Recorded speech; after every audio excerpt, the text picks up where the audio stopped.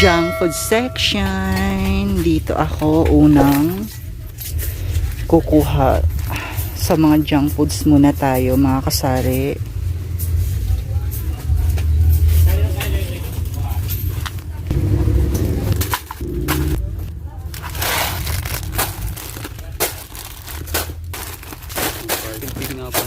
Ko kahit hindi big junk foods.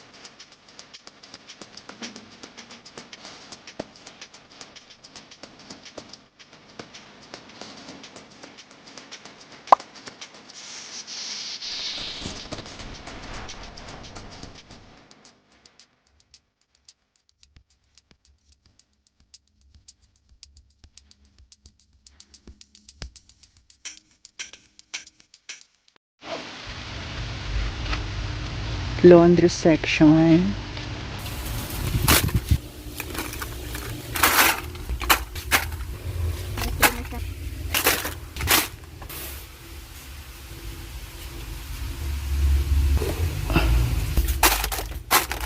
Take.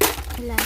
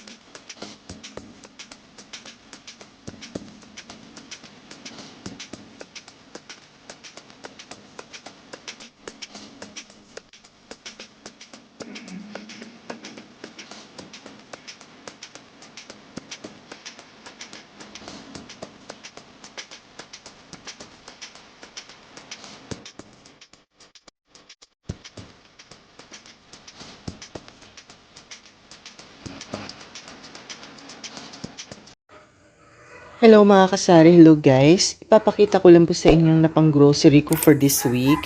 Ayan na po. Unahin po natin dito sa plastic na to. Ang laman po niyan is mga junk foods.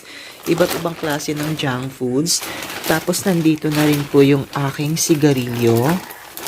Ayan po, 3 rim ng Winston Red, tapos 2 rim ng Mighty Green. So may bago pong pakulo ngayon si Winston Red. Pag bumili po ako ng 3 rim, ayan po, pag bumili po ako ng 3 rim, pakita ko lang po sa inyo, discounted po ako ng 500 pesos. So, ayan na po, malaking tulong po yung 500 pesos na yan. Yun po yung bago nilang pakulo. Tapos, eto naman po yung 2 rim ng sigarilyo. Nakuhanan ko na po siya ng 2 pakete. Nabentahan na po ako ng 2 pakete niyan ngayon lang. Tapos dito po tayo ulit. Ayan po, pakita ko lang po yung mga iba't ibang klase ng junk foods. Like yung mga medium size. Tapos yung big size din. Tapos dito naman po tayo is 2 full case ng Ginebra San Miguel na 350 ml yung bilog. Tapos dito naman po is yung 2 bundle ng Zesto Big na 250 ml. Tsaka ito naman pong sa baba is Julie Ice Candy na paborito ng mga bata. Tapos dito naman po sa malaking box na to is halo-halo na. So antabayanan nyo po yung pag-unboxing ko. Tapos dito naman po sa SM Eco Bag na to, ang nilagyan po nito kanina is yung 3 kilo ng hotdog. Nailagay ko na po siya sa ref, sa freezer para hindi siya masira. Tapos dito naman po sa eco bag ng Maggi Magic Sarap is ang nilagyan ko po siya ng mantika at yung mga gulay na per personal use only. Mantika na 1.5 liter. Ang mahal na naman ng mantika ngayon mga kasaris. Ang 1.5 liter is 155 pesos na po. So, yun lang po mga kasari. Yun lang po guys. Samtabayanan nyo po yung aking pag-unboxing kung magkano ang napang grocery ko for this week. So, that's all for today guys. Bye-bye. I'll see you on next vlog. I'll see you on next unboxing. Thank you very much for watching.